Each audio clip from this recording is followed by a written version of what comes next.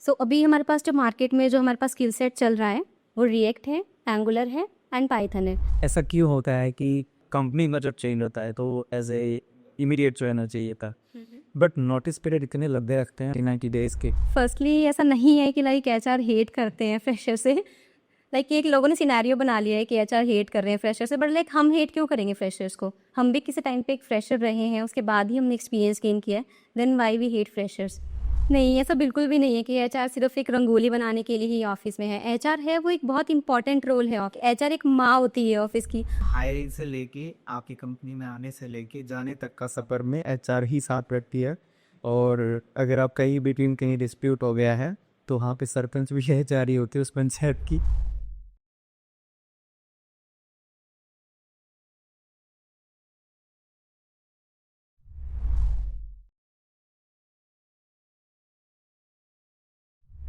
स्वागत है दोस्तों आपका इस वीडियो में। और आज हमारे साथ हैं छाया, जो कि एक एचआर मैनेजर हैं एक आईटी फर्म में। अब मैंने सोचा कि क्यों ना एचआर से भी वो क्वेश्चंस पूछे जाएं जो हम हमारे ये कंपनीज में जहां हम काम कर रहे हैं। तो चाहते तो बहुत है पूछना, बट या तो हम रिज़ाइन डालने के बाद ही पाते हैं और या फिर हम पूछ भी नहीं पाते हैं। तो मैंने सोचा कि चलो किसी दूसरी कंपनी के एचआर से तो पूछ ही सकते हैं वो चीज़। चलो ये तो मजाक की बात थी। अगर आप इस वीडियो को पूरा देखेंगे तो आपको बहुत सारे ऐसे क्वेश्चंस के जवाब मिलेंगे जो आपकी हायरिंग में और आपके करियर में हेल्प कर सकते हैं। आप किसी कंपनी में करियर देखते हैं तो यानी कि जॉब सर्च कर रहे हैं तो हो सकता है आपको कुछ हेल्प मिले। Thanks for coming here. Thank you for inviting me here. My name is Chaya Gar and currently I'm working in an IT company as an HR manager and I hold an MBA degree in HR.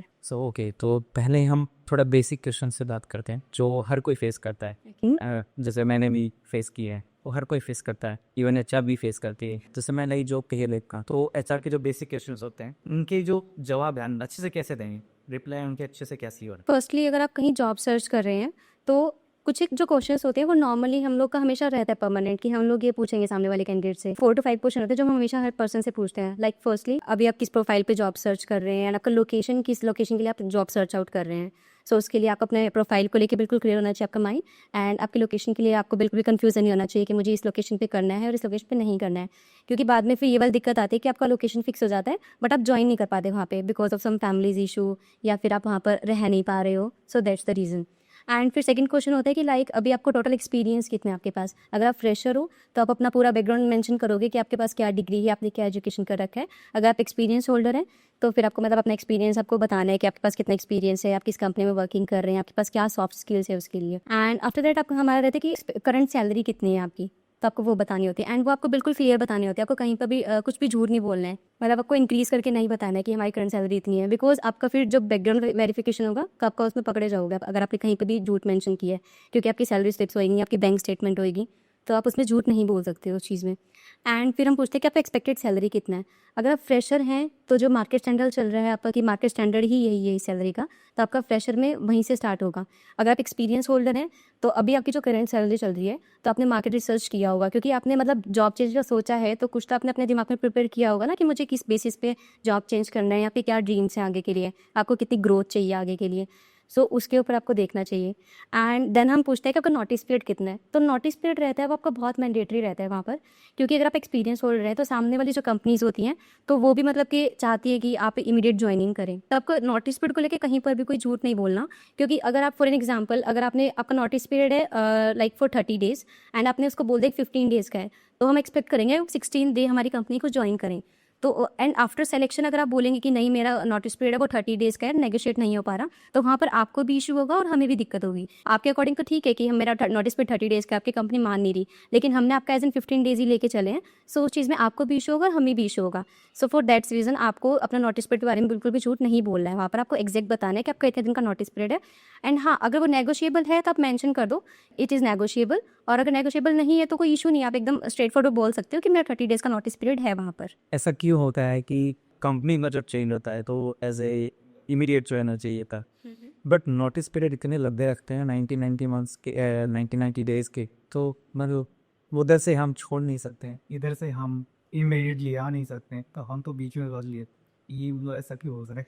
सो अभी जैसे हम लोग कोई भी candidate ढूंढ रहे हैं तो हमारे पास जो कैंडिडेट है, फॉर एग्जांपल हमारे पास कोई पाइथन डेवलपर है और उसके हमारी कंपनी में जो प्रोजेक्ट चल रहे हैं, तो फॉर एग्जांपल हमें वो 60 टू 90 डेज़ चाहिए कि हम वो प्रोजेक्ट किसी को हैंड ओवर कर सकें या हम वो प्रोजेक्ट कंप्लीट कर सकें जो उसकी डेडलाइन है उसके according.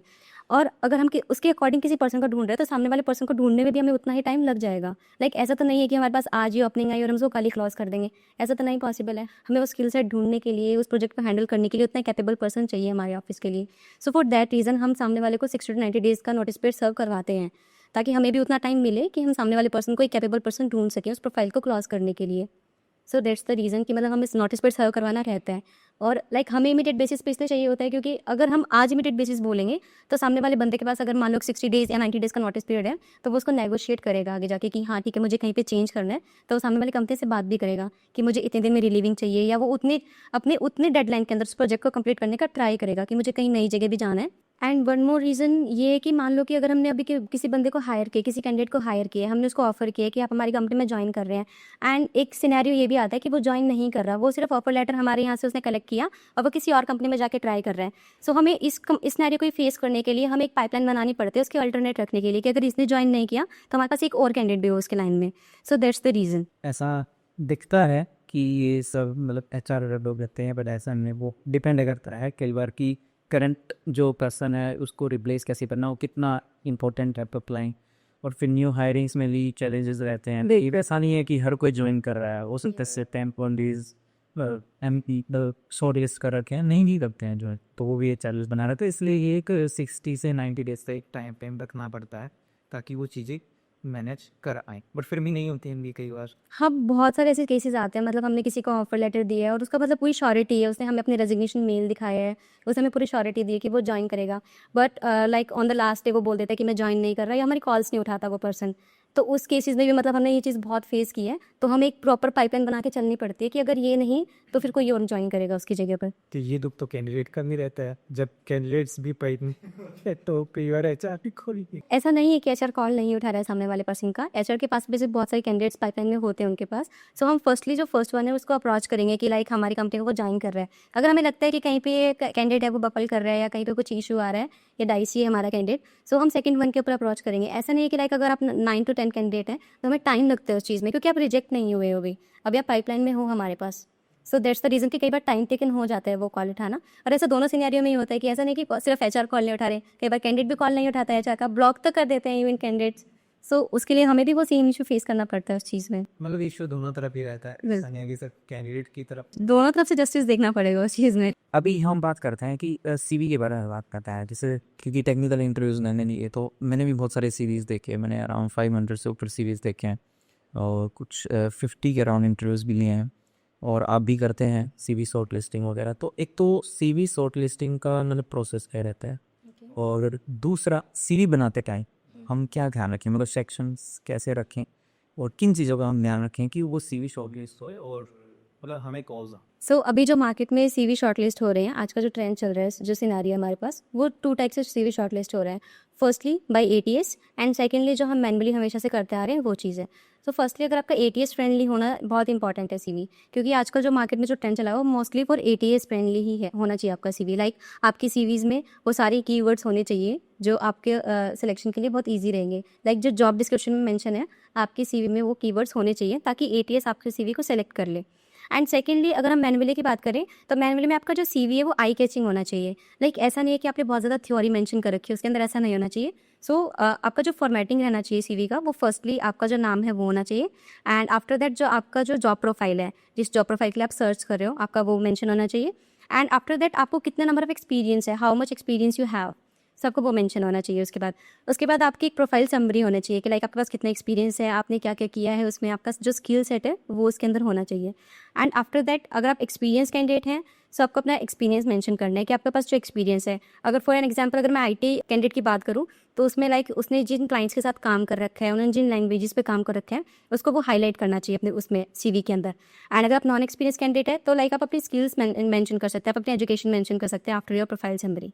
Okay, and after your experience आपको अपना स्किल सेट मेंशन करना है कि आपको किन लैंग्वेजेस पे आता है काम, या आपकी जो सॉफ्ट स्किल्स है वो क्या क्या हैं, आप उसको थोड़ा ब्रीफ कर सकते हैं। आप उसमें परसेंटेज डाल सकते हैं कि आप इतने ज़्यादा एक्सपीरियंस हैं उस चीज़ के अंदर। एंड आफ्टर दैट जो आपका एजुकेशन है आप वो मेंशन कर सकते हैं। लाइक आपको अपनी फैमिली डिटेल ऐड करने की ज़रूरत नहीं है उसमें, बिकॉज जो HR है वो CV शॉर्टलिस्ट करते टाइम आपकी फैमिली बैकग्राउंड पे नहीं जाएगी, उसको आपके अंदर जो स्किल्स हैं वो चाहिएगी वहाँ पर।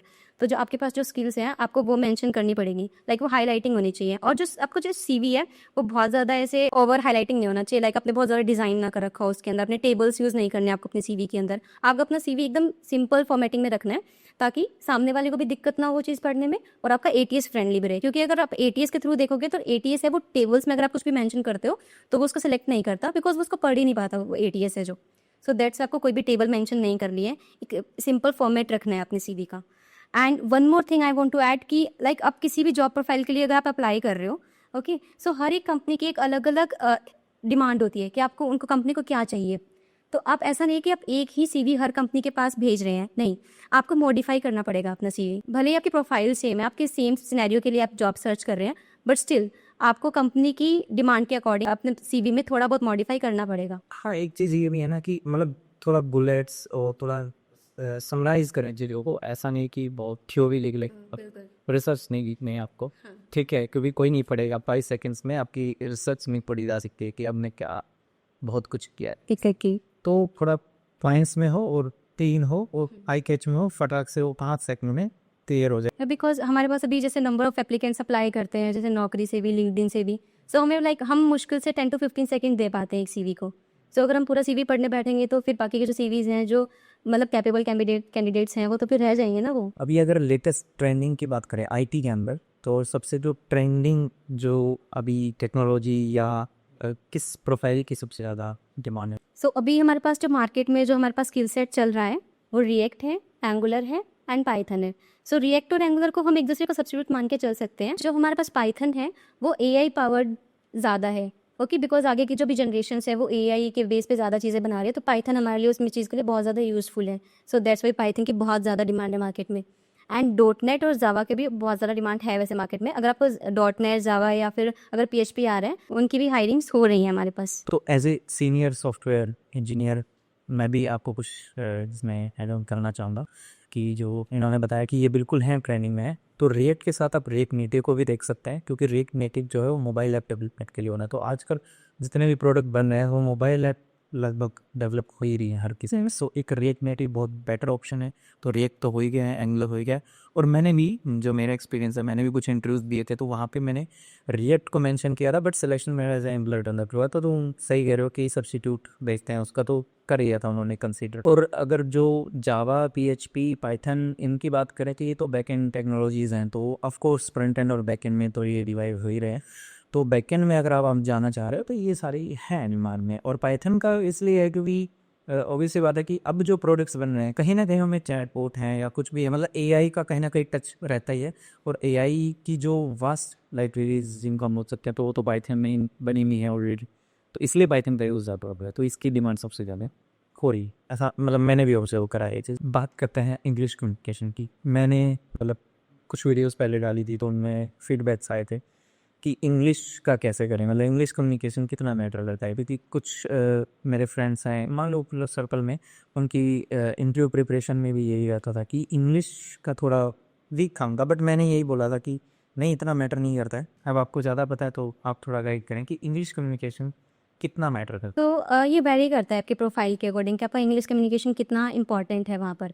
बिकॉज अभी आप जैसे अगर आप एक एंट्री रोल पर हैं किसी भी प्रोफाइल में, सो वहाँ पर आपका इतना कम्युनिकेशन का रोल नहीं रहेगा, आपका इंटरेक्शन का रोल नहीं रहेगा अपना क्लाइंट से जो भी है आपका, क्योंकि आपको अपनी टीम के साथ काम करना है। टीम में आपके ही जैसे बहुत सारे लोग होंगे तो आप नॉर्मली उनसे कम्युनिकेट कर सकते हो, ओके। एंड आप धीरे धीरे जब अपना ग्रोथ करोगे तो आपका कम्युनिकेशन भी वहाँ से स्ट्रॉन्ग हो जाएगा। पर अगर आप किसी भी प्रोफाइल के अंदर, अगर आप एक हाई प्रोफाइल पे, लाइक आप मैनेजमेंट प्रोफाइल पे हो या फिर आप एक टीम लीड की प्रोफाइल पे हो या फिर आपको क्लाइंट के साथ आपका बहुत ज़्यादा इंटरेक्शन है, तो वहाँ पर आपका इंग्लिश कम्युनिकेशन स्ट्रॉन्ग होना बहुत ज़्यादा इंपॉर्टेंट है। बिकॉज ऐसा तो है नहीं कि लाइक आप अपने क्लाइंट के साथ बिल्कुल नॉर्मल बात कर सकते हैं, ऐसा नहीं, क्योंकि हमारे पास एक प्रॉपर हम वर्ड्स यूज़ करते हैं कि हमारा एक स्किल सेट होता है वर्ड्स का कि हमें ये टाइप के वर्ड्स यूज़ करने हैं हमारे क्लाइंट के साथ। सो हमारी जो कम्युनिकेशन है वहाँ पर वो स्ट्रॉन्ग होनी चाहिए। लाइक अगर फॉर एग्जाम्पल अगर मैं एचआर में बात करूँ, सो हमारे पास हर टाइप के कैंडिडेट होते हैं, तो हमारी वहाँ पर स्किल सेट लाइक जो हमारी इंग्लिश कम्युनिकेशन है वो स्ट्रॉन्ग होना बहुत ज़्यादा इंपॉर्टेंट है। बिकॉज अगर हम अभी करंटली, अगर हम मान लो कि अगर मैं अलग रीजन की बात करूँ जहाँ पर मतलब जो लोगों को हिंदी नहीं आती है, तो वहाँ पर अगर हमको उनसे कम्युनिकेट करना पड़ेगा सो हमें वहाँ पे इंग्लिश बोलनी पड़ेगी। एंड आप एक अपनी कंपनी का फेस होते हो एक अच्छे लेवल पे जाने के बाद, कि आप अपनी कंपनी को प्रेजेंट कर रहे होते हो कहीं पर भी, अगर आप एक अच्छी प्रोफाइल पर है तो, क्योंकि क्लाइंट है वो आपसे इंटरेक्ट करेगा। ऐसा मतलब ये तो नहीं है कि वो आपके बॉस से बात कर रहे हैं डायरेक्टली या सीईओ से बात कर रहे हैं। आप एक मैनेजर प्रोफाइल पर हो तो क्लाइंट आपसे इंटरेक्शन करेगा, आपके थ्रू ही कंपनीज को प्रोजेक्ट मिलेंगे। सो आप एक फेस बन जाते हो अपनी कंपनी का। सो अपनी कंपनी को आप प्रेजेंट कर रहे हो कहीं पर भी, और उससे अपनी कंपनी के बारे में पता चलता है कि आपकी कंपनी में क्या चल रहा है, आपकी कंपनी का जो एनवायरनमेंट है वो कैसा है। एक कॉर्पोरेट लाइफ में थोड़ा सा इंग्लिश कम्युनिकेशन स्ट्रॉन्ग होना एक मैनेजिंग प्रोफाइल पे वो बहुत ज़्यादा इंपॉर्टेंट रहता है। और एक हम ये भी चीज़ देखते हैं कि मतलब अगर हमें कोई भी क्लाइंट से रिक्वायरमेंट चाहिए होती है तो उसके लिए भी हमारा जो मैनेजर है वो ही सामने से इंटरेक्ट कर रहा होता है उनके साथ। और अगर हमें भी उनको कोई इशू बताना होता है कि हम ये इशू फेस कर रहे हैं या हम इसको कैसे रिजॉल्व कर रहे हैं, हमें अपने क्लाइंट से समझाना होता है हमें इसको कुछ भी, तो हमें एज एन उसको इंग्लिश में ही हम उसको कंसिडर करेंगे कि लाइक क्या इश्यूज़ आ रहे हैं या हमें उनसे क्या चीज़ हमें चाहिए, उनको क्या चेंजेस चाहिए हमारे थ्रू। बट अगर हम एज ए डेवलपर या टेस्टर काम इंडिविजुअल काम कर रहे हो तो इतना ज़्यादा मैटर नहीं कर रहा कि क्या बेसिक्स मैटर करते हैं। तो बेसिक सॉफ्ट स्किल्स तो होनी चाहिए, ऐसा भी नहीं कि बिल्कुल बिना इंग्लिश के काम चल रहा है। अब मान लो मैंने ठीक ठाक इंग्लिश बोल के या इंट्रो करके क्वेश्चंस के जवाब दे के मैंने एंटर कर लिया है, अब मुझे लगता है कि मेरा कम्युनिकेशन मुझे इंप्रूव करना है, तो उसके लिए क्या बेटर ऑप्शन है? क्या मैं कोई इंग्लिश स्पीकिंग कोर्सेज ज्वाइन करूँ या ऐप्स के सब्सक्रिप्शंस लूँ, स्पेशली कहीं एफर्ट डालूँ, या मैं विद इन ऑर्गेनाइजेशन? देखो ऐसा नहीं है कि आपको कोई इंग्लिश कोई भी सब्सक्रिप्शन लेना पड़ेगा या आपको कहीं भी कोचिंग लेनी पड़ेगी। ये सिर्फ तब तक वैलिड है कि आप मतलब कहीं से सीख रहे हो थोड़ा बहुत, आप वहाँ पे थोड़ा बहुत सीख लोगे, लेकिन जब तक आप उसको अपनी डेली लाइफ में यूज़ करना स्टार्ट नहीं करोगे तब तक वो चीज़ आपकी इंप्रूव नहीं हो सकती। तो आपको अगर वो इंप्रूव करना है तो आप अपनी टीम के साथ इंटरेक्ट करो, आप देखो कि सामने वाली टीम क्या वर्ड यूज़ कर रही है, आप जिस फील्ड में हो। जैसे अगर मैं फॉर एन एग्जांपल अगर मैं एचआर में यूज़ करूँ, लाइक हम कैंडिडेट्स वर्ड्स यूज़ करते हैं, हम हायरिंग्स वर्ड्स यूज़ करते हैं, तो अभी सामने से ऑब्जर्व किया है ना हमने कि हम सामने वाले पर्सन को क्या बोलते हैं उस चीज़ में। तो मतलब आप अगर अपनी टीम मेंबर से जब आप इंटरेक्ट करोगे तो आप वहाँ से सीखोगे चीज़ें कि आपको क्या वर्ड्स यूज़ करने हैं, आपको कैसे इंग्लिश यूज़ करनी है वहाँ पर, तो उस चीज़ में आपकी इंग्लिश काफ़ी इंप्रूव होगी। वहाँ हम ग्रेजुएशन कर रहे हैं, चाहे वो कॉमर्स से करना है या बीएससी करना है या कुछ भी करता है। मान लो पीएससी में कि मेरा साइंस के अलावा इंटरेस्ट नहीं है, मुझे मैनेजमेंट फील्ड में आना है, या फिर बीकॉम कर रहे हैं तो उसके बाद भी या बीए के बाद भी ऑप्शन है। तो अब अगर मैं एज ए मतलब करियर देखूँ, एज ए एचआर करियर देखूँ, एमबीए के बाद after MBA HR as a career देख, तो क्या स्कोप्स हैं, मतलब क्या स्कोप्स हैं और क्या एवरेज सैलरीज होती हैं? जब आप एमबीए कर रहे हैं एचआर में, सो ये डिपेंड करता है कि आपने एमबीए कहाँ से किया है एचआर में। लाइक फॉर एग्जांपल अगर आप आईआईएम एमबीए कर रहे हैं तो वहाँ पर जो आपका जो नॉलेज होगा, आपका जो स्किल सेट होगा वो एक डिफरेंट होगा एज एन एक एवरेज जगह से आप एमबीए कर रहे हैं तो उसके कंपैरिजन में। जबकि जो सैलरी का जो अगर आपका स्किल सेट होगा उसमें, तो सैलरी आपकी डिपेंड करेगी कि लाइक आईआईएम से एमबीए किया है तो वहाँ पर जो आपकी सैलरी रेंज होगी वो लाइक आपकी लाइक 20 to 30 एलपी भी आपका चला जाता है, बिकॉज वो वहाँ पर आपको सिर्फ एक बुकिश नॉलेज नहीं मिलती, वहाँ पर आप प्रैक्टिकल चीज़ें भी सीखते हैं, एक अलग ही एक्सपोजर मिलता है। लाइक आप जाते भी हैं, फिजिकली भी जाते हैं आप कहीं पर उस चीज़ को ऑब्जर्व करने। वहाँ पे एक चीज़ और भी होती है कि बहुत सारे बिजनेस जो प्रोफेशनल्स होते हैं वो रेडियो उनके बच्चे पढ़ रहे होते हैं, तो उनके मतलब वो कहते हैं ना कि एक टीम सर्कल या एक एनवायरनमेंट ही क्रिएट होता है, बिजनेस का एनवायरनमेंट। बिल्कुल, वो बोलते हैं कि लाइक बच्चा जिस एनवायरनमेंट में पल रहा होता है वो उसी चीज़ को ऑब्जर्व करता है। और अगर आप एक एवरेज जगह से एमबीए कर रहे हैं तो लाइक आपको वहाँ से बुकिश नॉलेज मिल जाएगी, आपको वहाँ से वर्ड्स पता लगेंगे किस कैसे कहाँ क्या यूज़ हो रहा है, क्या काम हो रहा है वहाँ पर। लेकिन जो आपको प्रैक्टिकल स्किल्स है फिर वो आपको एक कॉर्पोरेट ज्वाइन करने के बाद ही मिलेगा। तो उसमें जो आपका लाइक अगर आपका कैंपस प्लेसमेंट हो रहा है तो आपको लाइक 6 to 7 एलपी वो ऑफर कर देते हैं वहाँ पर। लेकिन अगर आप ऑफ कैंपस ढूंढ रहे हैं वहाँ पर, जो अगर आपका बिल्कुल अगर आपका एक स्ट्रगलिंग फेज स्टार्ट होता है वहाँ से, तो वहाँ पर आपको एक 3 एलपीए से स्टार्ट होता है आपका बेसिक। तो वो ऑफ कैंपस है तो आपके पास नॉलेज नहीं है कोई चीज़ की, आपको बिल्कुल एक फ्रेश से कोई सिखा रहा है, आपके ऊपर टाइम इन्वेस्ट कर रहे हैं, सो वो 3 एलपीए से। ये तो है। देखो अगर आपको लगता है कि आपने किसी नॉर्मल कॉलेज से करा है या ठीक ठाक कॉलेज से करा है, नहीं प्लेसमेंट हुआ है, तो आपको स्टार्टिंग के 2 to 3 ईयर्स और मैक्सिमम 4 ईयर्स थोड़ा स्ट्रगलिंग रहते हैं, बट उसके बाद आप कैच कर लो, जो वो एज ए फ्रेशर बहुत अच्छा कर रहे हैं आप कैच कर लोगे अगर आपके अंदर वो स्किल्स हैं या आप उस प्रोफेशन को एंजॉय कर रहे हैं और बहुत सीख रहे हो। मेरा क्वेश्चन अब ये है कि एज ए फ्रेशर एचआर इतना हेट क्यों करते हैं कैंडिडेट्स को? क्योंकि ये बहुत कंप्लेंट्स रहती है, मतलब हम सुनते हैं कि, और मैंने भी फेस करा जब हम फ्रेशर थे, वो अभी खूब सारे फ्रेशर्स के यही क्वेश्चंस होते हैं, और ऑब्वियसली इस वीडियो में भी ये कमेंट्स मिलेंगे कि एचआर जो है वो हेट क्यों करते हैं कैंडिडेट्स को, मतलब कॉल नहीं करते हैं, उनकी सीवी शॉर्टलिस्ट नहीं करते, आपको देखना तक पसंद नहीं करते हैं, तो ऐसा क्यों है? फर्स्टली ऐसा नहीं है कि लाइक एचआर हेट करते हैं फ्रेशर से, लाइक एक लोगों ने सिनेरियो बना लिया है कि एचआर हेट कर रहे हैं फ्रेशर से, बट लाइक हम हेट क्यों करेंगे फ्रेशर्स को? हम भी किसी टाइम पे एक फ्रेशर रहे हैं, उसके बाद ही हमने एक्सपीरियंस गेन किया है, then why we hate freshers. हाँ, ये चीज़ हम बोल सकते हैं कि लाइक जो फ्रेशर होते हैं उनके पास कोई स्किल सेट नहीं होता है, उनका बेस स्ट्रॉन्ग नहीं होता है। तो हमारे पास जो जैसे जॉब डिस्क्रिप्शन आ रही है, अगर हम उसमें ही हमें मेंशन है कि आपको एक एक्सपीरियंस पर्सन ढूंढना है, तो हम उसमें फ्रेशर को कैसे हम उसको आगे दे सकते हैं। तो हमें भी ये वाला इशू फेस करते हैं कि लाइक अगर हमें चाहिए 3 साल का एक्सपीरियंस पर्सन, तो हम उसमें फ्रेशर को कैसे अपॉर्चुनिटी दें। फ्रेशर्स के लिए भी अपॉर्चुनिटीज़ होती हैं, लाइक बहुत सारी कंपनीज होती है जैसे TCS है, विप्रो है, वो काफ़ी स्ट्रॉन्ग लेवल पे हैं। तो लाइक वो अफोर्ड करते हैं कि लाइक वो किसी को ट्रेनिंग दे सकें अच्छे से। लाइक बहुत सारे इंटर्नशिप्स ऑप्शन भी होते हैं फ्रेशर के पास। तो वो लाइक उनको 3 to 6 मंथ्स का एक ट्रेनिंग पीरियड होता है, उनको ट्रेन करती है। लेकिन जो उनका जैसे फ्रेशर्स की जो ट्रेनिंग पीरियड होता है उसमें उनको सैलरी थोड़ा कम मिलता है, and if they qualify that training तो फिर उनको जो सैलरी पैकेज होता है वो अच्छा मिल जाता है उनको वहाँ पर। लेकिन जो कुछ एक नॉर्मल कंपनीज होती हैं उनके पास इतना टाइम भी नहीं होता कि वो इतना टाइम उस पर इन्वेस्ट करे लाइक एक फ्रेशर पे। तो लाइक आपको थोड़ा रिसर्च आउट करना पड़ेगा कि कौन सी ऐसी कंपनीज है जहाँ पर आपको ऑप्शंस मिलेंगे एज एन फ्रेशर। तो ऐसा नहीं है कि लाइक HR हेट कर रहा है, ऐसा बिल्कुल भी नहीं है। वो रिक्वायरमेंट्स ही ऐसी आती है तो HR भी क्या करे उसमें। हाँ, बट अगर एज ए फ्रेशर अगर कोई सर्च कर रहे हैं, मान लो ठीक है बड़े कोर्स नहीं आ रहे हैं, बड़ी कंपनीज इनके पास स्पेंड करने के लिए है पैसा, बट मैं नहीं पहुँच पा रहा हूँ वहाँ तक, तो फिर मतलब मैं कैसे स्टार्ट करूँ एज ए फ्रेशर। क्योंकि ठीक है TCS विप्रो मुझे नहीं ले रहे हैं तो, क्योंकि वो ट्रेनिंग प्रोवाइड कर भी सकते थे, कुछ कंपनीज ऐसे की हैं जो नहीं करवा पा रही, बट मुझे तो कहीं ना कहीं से एज ए फ्रेशर स्टार्ट करना है। तो मैं कैसे स्टार्ट करूँ IT के अंदर as a software developer. Okay, so like अगर आपको IT की फील्ड के अंदर अगर आपको जानना है किसी भी कंपनी में एज एन फ्रेशर, लाइक आपका अगर कोई कैंपस प्लेसमेंट वगैरह नहीं हो रहा है, आपको बिल्कुल ज़ीरो से स्टार्ट करना है वहाँ पर, तो पहले तो आपको अपनी थोड़ी जो सॉफ्ट स्किल्स है उसको स्ट्रॉन्ग करना पड़ेगा। आपको खुद से प्रोजेक्ट्स रेडी करने पड़ेंगे। लाइक आज के टाइम पे हमारे पास बहुत सारे रिसोर्सेज हैं, बहुत सारे रिसोर्सेज जिनके थ्रू आप रेडी कर सकते हो अपने आप को। आपका जो बेस है वो आप खुद से स्ट्रॉन्ग कर सकते हो। लाइक आपके पास यूट्यूब है, आपके पास ChatGPT है, आपके पास DeepSeek है, आपके पास बहुत सारे ऑप्शंस हैं आज के टाइम पे कि आप अपना बेस स्ट्रॉन्ग कर सकते हो उस चीज़ में। तो आपको अपनी थोड़ी सी सॉफ्ट स्किल्स खुद से डेवलप करनी पड़ेगी। आप कुछ एक ऐसे प्रोजेक्ट्स बनाओ जो कंपनी के लिए यूजफुल हो। लाइक कंपनी को ऐसा लगे कि आपने खुद पे इन्वेस्ट किया है टाइम। ऐसा नहीं होना चाहिए लाइक अगर आप जॉब ढूंढ रहे हो, आप खुद पे टाइम ही इन्वेस्ट नहीं कर रहे, आप खुद को टाइम ही नहीं दे रहे उन चीज़ों के लिए, तो कंपनी उस चीज़ को कैसे मान ले कि आपको जॉब सच में चाहिए। क्योंकि आप खुद को ही टाइम नहीं दे रहे तो आप कंपनी को टाइम कैसे दोगे फिर चीज़ें सीखने के लिए। एंड वन मोर थिंग कि अगर ऐसा नहीं है कि अगर आप ये सोच रहे हो कि आपको स्टार्टिंग में ही किसी MNC से कॉल है, आपको स्टार्टिंग ही किसी MNC से करना है, तो ऐसा नहीं होगा। लाइक फर्स्टली आपको अपने नियर बाय में थोड़ा रिसर्च आउट करना पड़ेगा। जो कि छोटी सी कंपनीज़ हैं, जैसे आप जहाँ से बिलोंग करते हैं पास पास के एरिया में थोड़ा रिसर्च करो, लाइक कौन सी कंपनीज़ है जहाँ से आप स्टार्ट कर सकते हो, आप जहाँ से सीख सकते हो चीज़ें। क्योंकि हो सकता है कि वहाँ पे आपको सैलरी ना मिले, बहुत ज़्यादा सैलरी ना मिले आपको लाइक बहुत ही बेसिक मिले, पर ये कि आप वहाँ से चीज़ें सीख लोगे, आपकी थोड़ी जो स्किल सेट है वो थोड़ी स्ट्रॉन्ग हो जाएगी। लाइक जिन चीज़ों पे आप प्रैक्टिस कर रहे हो, आपके पास बुकिश नॉलेज है, आपको पता है कि चीज़ें कहाँ यूज़ हो रही है, पर आप लोग प्रैक्टिकली यूज़ नहीं कर पा रहे हो उस चीज़। तब प्रैक्टिकली इसको तभी यूज़ कर पाओगे जब आप कॉर्पोरेट में एंटर करोगे उस चीज़ में। अभी जैसे ये चीज़ें कि आप जैसे मार्केट में जॉब सर्च कर रहे हैं अपनी स्टडीज़ कंप्लीट करने के बाद, तो अभी थोड़ा गैप आ जाता है उस चीज़ में। लाइक आपकी स्टडीज़ कंप्लीट हुई, आप जॉब सर्च करें, तो उसमें 3 to 6 मंथ्स का जैसे गैप आ गया, तो आप अगर किसी छोटे ऑर्गेनाइजेशन से स्टार्ट करोगे तो आपको गैप भी कवर होगा वहाँ पर। आपकी जस्ट स्टडीज़ के बाद आपकी जॉब भी स्टार्ट हो जाएगी और आपको एक्सपीरियंस भी गेन होगा। अभी जैसे मैंने पहले भी आपको मेंशन किया था कि JDs में जैसे हमारे पास आती है कि लाइक आपको 3+ एक्सपीरियंस चाहिए या 2+ एक्सपीरियंस चाहिए, तो आपके पास वो एक्सपीरियंस भी होगा और आपके पास वो स्किल सेट भी होगा। लाइक आपको प्रैक्टिकल नॉलेज भी होगी चीज़ों की, और आपका गैप भी कवर होगा उस चीज़ में, और आप आपको एक अच्छी सैलरी भी ऑफर होगी वहाँ से फिर। एक क्वेश्चन बहुत पूछा जाता है, या मैंने भी बहुत ऑफर किया है लिंक्डइन पे या कहीं भी, क्या HR सिर्फ फैमिली बनाने के लिए होते हैं या अनप्लाइड एक करने की होती है HR इसके अलावा?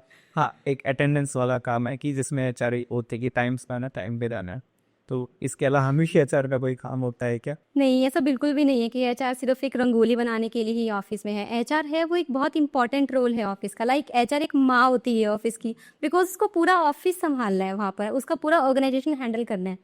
तो लाइक अगर आपको कोई इशू होता है तो आप HR के पास आते हो कि हमें ये इशू है, हमारे ये इशू हो रहा है, आप इसको रिजॉल्व करो। लेकिन अगर HR को कोई इशू आ रहा है तो वो क्या करेगी उसमें? अब वो आपके साथ तो डिस्कस नहीं कर सकते ना, लाइक हम ये इशू फेस कर रहे हैं, उसको मैनेजमेंट से बात करनी है सिर्फ, क्योंकि वो एक मैनेजमेंट का पार्ट है। लाइक अगर मैं HR के अगर आपको रोल्स एंड रिस्पॉन्सिबिलिटीज़ के बारे में बताऊँ तो लाइक आपकी जब हायरिंग होती है, आप जब जॉब ढूंढ रहे होते हो, तो उसमें हमारा बहुत इंपॉर्टेंट रोल रहता है, क्योंकि आप HR ढूंढ रहे होते हो किसी कंपनी की कि वो हमें कनेक्ट करे कैसे भी करके। आफ्टर दैट फिर आपका जो इंटरव्यू प्रोसेस होता है उसमें हम आपको बहुत सी चीज़ें गाइड करते हैं कि आपको क्या क्या बोलना है, आपको क्या पूछेंगे हम उसको आपको थोड़ा गाइड भी करते हैं कि आप क्या पढ़ाई करो इंटरव्यू के प्रोसेस के टाइम पे। बिकॉज 2-3 दिन का जो टाइम पीरियड होता है, आप सामने से भी पूछते हो कि हम ऐसा क्या प्रिपेयर करें कि हमारा इंटरव्यू वो शॉर्ट लिस्ट हो जाए। सो दैट्स वाई फिर आपके बाद उसमें जब आप शॉर्ट लिस्ट हो जाते हो तो आपकी जो ज्वाइनिंग होती है, आपके पास जितने भी डॉक्यूमेंट्स आते हैं हमारे एंड से, वो पूरा HR का ही रहता है वहाँ पर। फिर आपकी ज्वाइनिंग के बाद आपके साथ एक इंडक्शन प्रोग्राम होता है, वो भी HR करती है। आपको ऑर्गेनाइजेशन के साथ फ्रेंडली भी एक HR ही करती है वहाँ पर। फिर आपका एक अटेंडेंस का पार्ट होता है। हाँ, अब अटेंडेंस के लिए एचआर बोलती है कि आप टाइम पर आओ, वो ऑब्वियसली बोलेगी क्योंकि उसके ऊपर भी मैनेजमेंट का है कि मतलब एम्प्लॉयज़ लेट आ रहे हैं तो ये कैसे चल रहा है। तो ऐसा नहीं है कि सिर्फ हम ही बोल रहे हैं वो चीज़, एचआर के ऊपर भी बहुत सारी रिस्पॉन्सिबिलिटीज़ होती हैं उस चीज़ में। फिर आपकी अटेंडेंस देखना, आपकी सैलरी टाइम पे आई, ये चीज़ भी हमें देखनी है। उसके बाद आपको अगर कोई ग्रीवेंसीज आ रहे हैं तो वो भी हमारे एंड से हैंडल होंगे। आपके साथ हमारी मीटिंग्स होती हैं काफ़ी, और आपको टीम से इंटरेक्ट करवाना भी हमारा ही रोल है उसमें भी, कि आपको टीम से कैसे इंटरेक्ट करवाना है, आप दूसरे टीम मेंबर्स के साथ भी कैसे कनेक्ट कर सकते हैं, उसमें भी आपको एक एचआर ही हेल्पफुल रहेगा। बिकॉज आप किसी कंपनी में नए आए हो, आप किसी को जानते नहीं हो आसपास, तो आप अपनी ही टीम तक लिमिट में रहोगे कि लाइक आपके अगर टीम मेंबर्स 10 टीम मेंबर्स हैं तो आप उन्हीं तक ही रहोगे। अगर जैसे एचआर है वो फन फ्राइडे वगैरह करवाती है तो कुछ एक लोग उसमें पार्टी नहीं करते, that's not the good thing, क्योंकि अगर आप उसमें पार्टिसिपेट करोगे तो आप बाकी के एम्प्लॉयज़ के साथ भी इंटरेक्ट कर पाओगे वहाँ पर। एंड फिर जब आप जैसे आपको कोई भी इशू होता है या कुछ भी आपको जैसे कि कोई भी इमोशनल प्रॉब्लम है या कुछ भी है, तो आप एचआर से डिस्कस कर सकते हो, क्योंकि आप एक कंपनी में वहाँ पर सिर्फ उनको पता होता है कि आप क्या इशू फेस कर रहे हो, सो दैट आप उसमें हेल्पफुल रहेंगी वो चीज़ें काफ़ी, अगर एचआर को आपके इश्यूज़ पता होंगे तो। एंड फिर मान लो अगर आप कंपनी से जाना चाह रहे हो तो आप आप एचआर से ही डिस्कस करोगे उस चीज़ का कि आप कुछ इश्यूज़ फेस कर रहे हो, आपको सैलरी से रिगार्डिंग कोई इशू है या आपको टीम के रिगार्डिंग कोई इशू है, तो वो आप एचआर से डिस्कस करोगे। एचआर आपको उसमें हेल्पफुल रहेगा कि हम क्या कर सकते हैं आपको रिटेन करने के लिए, आपके इशूज़ सॉल्व हो जाए, आप ना आ जाओ उस चीज़ के लिए। बट स्टिल अगर आप यू चूज़ कि आपको जाना ही है ऑर्गेनाइजेशन से, सो फिर उसमें चलो हम भी कुछ नहीं कर सकते, लेकिन जब एक डॉक्यूमेंटेशन प्रोसेस होता है, आप नोटिस पीरियड पे अच्छे से ऑर्गेनाइजेशन में सर्वाइव कर पाओ, तो उस चीज़ के लिए भी मतलब हमारा एक इंपॉर्टेंट रोल रहता है उस चीज़ में। और आपके जाने के बाद आपकी डॉक्यूमेंटेशन अच्छे से रहेगी आपकी, बिकॉज कुछ एक कंपनीज में ये होता है कि अगर आपने अभी रिज़ाइन डाला है, आपने कंपनी छोड़ के जा रहे हो आप, तो आपकी जो सैलरी है वो after 45 days full and final settlement होगा और आपके डॉक्यूमेंटेशन भी उसी के बाद होंगे। तो अगर आप मानते हो कि एचआर सिर्फ रंगोली के लिए है, तो आफ्टर 45 डेज़ आप उसी एचआर के पास कॉल करोगे कि मुझे मेरे डॉक्यूमेंट्स और मेरी सैलरी भी चाहिए। तो आप किसी कंपनी में जाने के लिए एचआर का बहुत इंपॉर्टेंट रोल है। एंड वन मोर थिंग कि आपकी जो परफॉर्मेंस होती है कंपनी में, वो भी एचआर ही उसका मॉनिटर कर रही होती है।